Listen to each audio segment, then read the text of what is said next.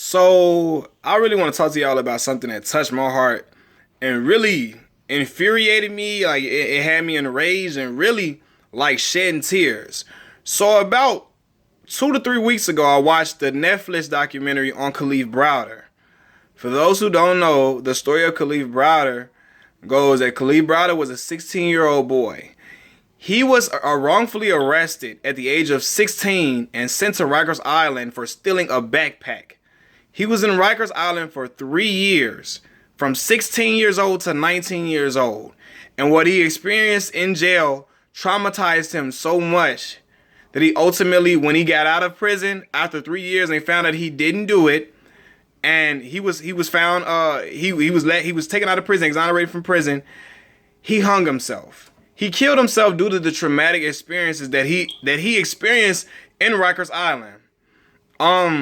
I had so many emotions and so many thoughts and so many things I want to express from watching this. For one, the treatment that Kalief Browder received in prison. He spoke about being starved by the correctional officers, being beat and abused. You see the footage of him being beat and abused by the COs, the correctional officers, and then them trying to do stuff away from cameras so it wouldn't be seen that they was beating and abusing him.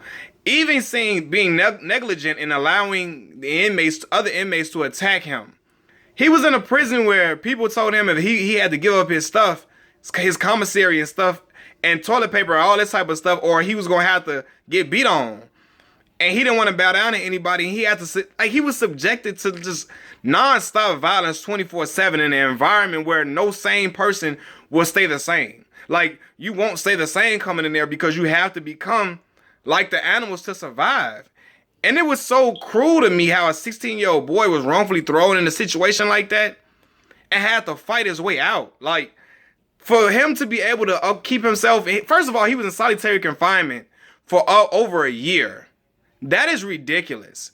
Being by yourself for a year and you know you ain't do nothing, and you know you didn't do anything to land in prison, it did something to his psyche.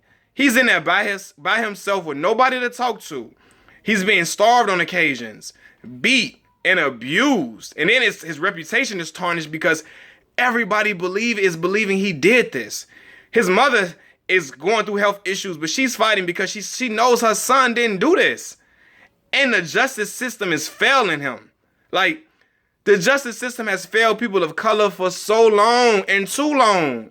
It's disgusting. Like, I was disgusted watching that because it was people that kept prolonging his case and they knew they didn't have a case. Like, and it pissed me off so bad. Like, and I'm like, wow, like, this boy is in here for nothing. He didn't do anything. And that's the fear that a lot of black men have. A lot of black men and men of color have. You can be in the wrong place at the wrong time, and people can say you did something, point you out in a lineup, and you go into jail. No ifs, ands, or buts about it. You can be in prison for up to 10 years, and people find out you didn't do it to 10 years. We've heard so many stories of people being in prison for 30, 20 years and being exonerated after DNA cleared them after that long in prison. Come on, man. It really is gonna take y'all this long to find out this person didn't do this crime? Are you serious? I met a man, true story. I met a man named Shoshan McCoy. He was in prison in 1995 for a murder he didn't commit and just got out at the beginning of this year in February, right? And I had to commend him and shake his hand because I'm just so proud of him still being able to be mentally competent and be sane after all them years you spent in prison, knowing you didn't do something. He went to prison at 17 years old. He's a 38-year-old man. He spent more time in jail than he did in a free world. And people took his life from him because he got picked out in the lineup, and it came out to be that he didn't even do it. That is ridiculous. Like, that makes you fearful. Like, I've never been in any type of trouble. I've never even been suspended from school. Don't smoke. I don't drink. And when the police come and ask me a question, I'm still scared and my heart is still racing and beating. And I know I haven't done anything, but it's the fear of that. I know other men haven't done anything and they still landed in prison. They still landed in prison for 5 to 10 years, 3 years for something they didn't do. And get thrown into the situation where other people living like animals. It needs to be prison reform, but also we need criminal justice reform. How are people that are innocent getting convicted and staying in prison for 20-some years, 3 years? Like, how are they even getting in here? Why is DNA not even clearing them? He got picked out from a lineup. Then a person that said that he took the book bag fled to another country. They wasn't even sure. Like, it was just ridiculous. And he still was sitting in prison for 3 years. And I'm like, yo, like his life is gone. He wasn't able to go to prom, wasn't able to graduate. Like, people really thinking he's just this bad person. And he get out of prison, he can't even function right because of what he saw and experienced inside behind them walls. Like, that pissed me off. Like, I'm shedding tears because I know this boy hung himself due to the stuff he experienced in there. Like, he went crazy in there.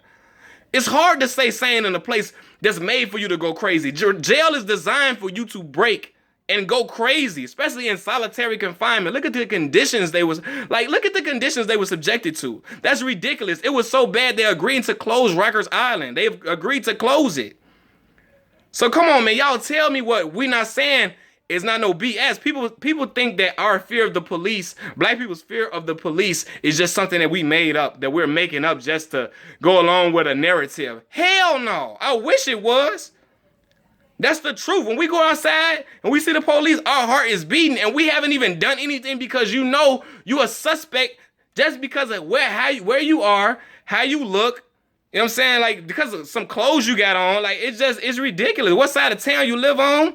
I remember being in grad school, true story, Arkansas State University. I'm staying in the graduate apartments in the village. I'm going to go meet my graduate, I'm a graduate assistant for a professor. I'm going to go meet him. I'm coming down the stairs. I see the police driving by slow. As I'm walking across the grass, they get out the car, and they 2 cars pull behind me, want to know if I live here, what's my ID. They calling to make sure I live in there. I'm living right in here. I'm like, oh my God. They're like, we got word that a suspicious black male was going around twisting doorknobs. I had on my black jacket, black pants, and my black boots.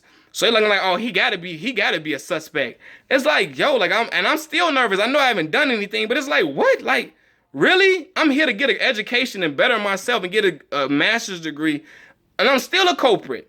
You know what I mean? If you ask me, I don't even think it was a black man even twisting doorknobs. I think they just made that up. Ridiculous, man. It pissed me off, man. It really, y'all gotta watch that documentary, Kalief Browder story, ASAP. Watch it.